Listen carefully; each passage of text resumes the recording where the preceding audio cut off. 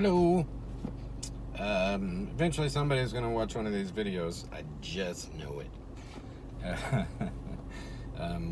Hi. Joel here. I would like to talk to you today. This is going to be short. About what happens when you die. There's a whole lot of misconceptions. Started back, basically with Plato, and then the early church fathers carried that over into Roman Catholic belief, and then the Protestants carried it over into Protestant belief, and basically everybody believes now that the soul is immortal, but that's not scriptural. I have some verses that I'm going to read to you, which describe the fate of man. I'm just going to read these and then I'll talk about it. There's a lot of them from Ecclesiastes and Psalms and one from Isaiah. Okay, let's see. We'll start with Ecclesiastes 3:19. For the fate of the sons of man and the fate of beasts is the same. As one dies, so dies the other. Indeed, they all have the same breath, and there is no advantage for man over beast. I know that sounds grim, but that's all. All right. Ecclesiastes 9:5. For the living know they shall die, but the dead know not anything. Neither have they any more a reward, for the memory of them is forgotten. And finally, in Ecclesiastes 9:10. Whatever your hand finds to do, do with your might. For there is no activity or planning or knowledge or wisdom in Sheol, where you are going. And Sheol is the grave, which means being dead. All right, and I'll slip this one from Isaiah in here. Isaiah 38:18. For Sheol cannot thank thee. Death cannot praise thee. Those who go down to the pit cannot hope for thy truth. Death. Sheol is death. Now from the Psalm 6:5. This is David. For there is no mention of thee in death. In Sheol, who will give thee thanks? This is rhetorical because he's obviously saying nobody. Psalm 88:10-12. Do you work wonders for the dead? Do departed spirits rise up to praise you? Will your faithful love be declared in the grave? Your faithfulness in Abaddon, which is the pit. Will your wonders be known in the darkness, or your righteousness in the land of oblivion? And now, finally, Psalm 115:17. The dead praise not Yahweh, nor do any who go down into silence. That's 7 verses from the Old Testament that I spent 10 minutes finding about what happens when we die, at least according to the Old Testament. King David, Isaiah, Solomon. You die. You're dead. No immortal soul. That's not scriptural. But here's the thing that should be realized. Paul refers to people who are dead as being asleep. Now, let's say you go to bed at night, and for whatever reason you sleep straight through till morning. You don't wake up. During the night when you're sleeping, what did you remember about what happened in those 6, 7, 8 hours while you were sleeping? If you didn't wake up and you didn't remember dreams, did you note the passing of time when you were asleep? When you are asleep, time, it just goes on kind of without you, and you don't register it. That's the same thing that happens when you die. The dead know nothing. They don't register the passage of time. That's another verse. I should have got that one. So, if when you die, you go into the ground, I mean, you're just dead.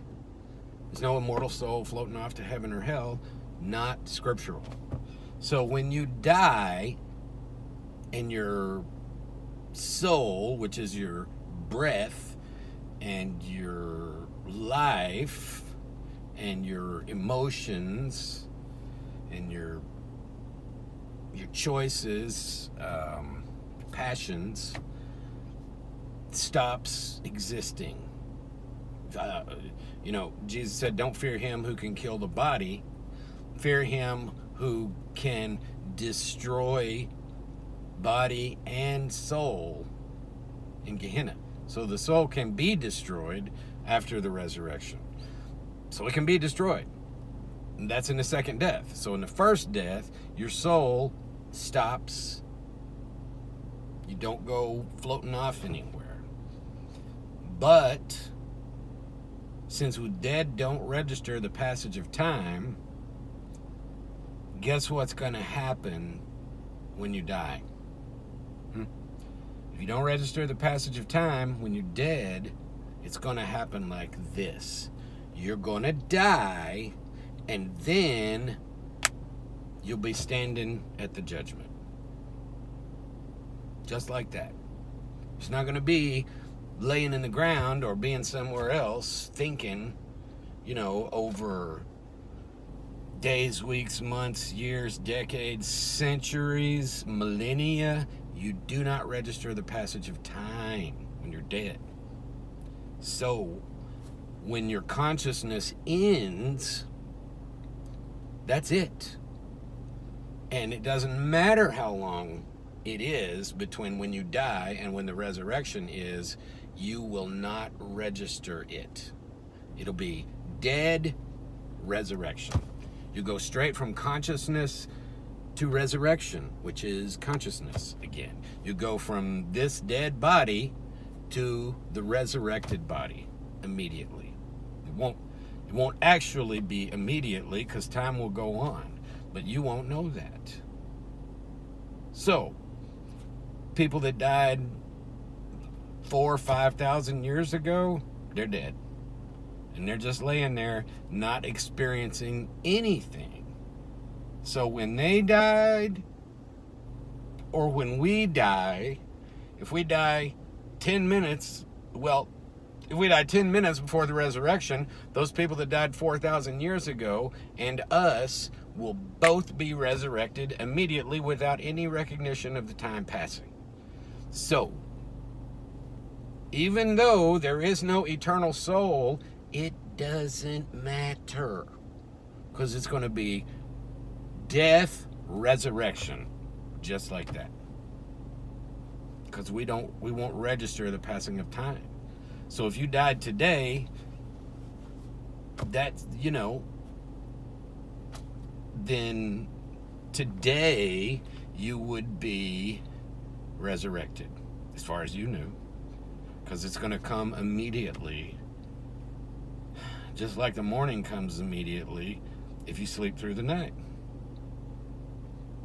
This makes sense? Dead, resurrected. Because the dead do not sense any time passing. They don't sense anything. You're dead. So we might want to factor that in to your way of thinking about things, that the moment you die, the next moment you will be standing in front of Jesus. All those times where Jesus said, I come quickly. Yeah. Because for us, it will be. our little short lifespan, and then the resurrection, because we won't know that time has passed.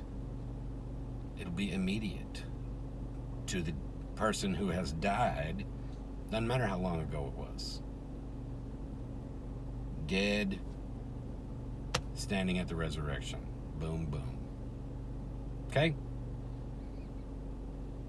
You're welcome. Love God with all your heart. Love your neighbor as yourself. Follow Jesus, your Lord, who's been given authority over all things in heaven and earth, except God. And take care of those poor people. That was, Paul went to Jerusalem and met with Peter, 14, 17 years, whatever it was, after he started his ministry. He said that Peter and James and I guess John had extended to him the hand of fellowship and basically said, keep doing what you're doing, only remember the poor, which Paul was already doing. That was a primary function of the New Testament body of believers, and so it should be yours, mine, everyone who says they follow Jesus. Even God. God made provision for the poor. Anyway, as usual, this is all in love for building you guys up, for understanding. Look it up. Look it up. I'm not better than anybody. I'm not smarter than anybody. All right, I'm out. Love you. Bye.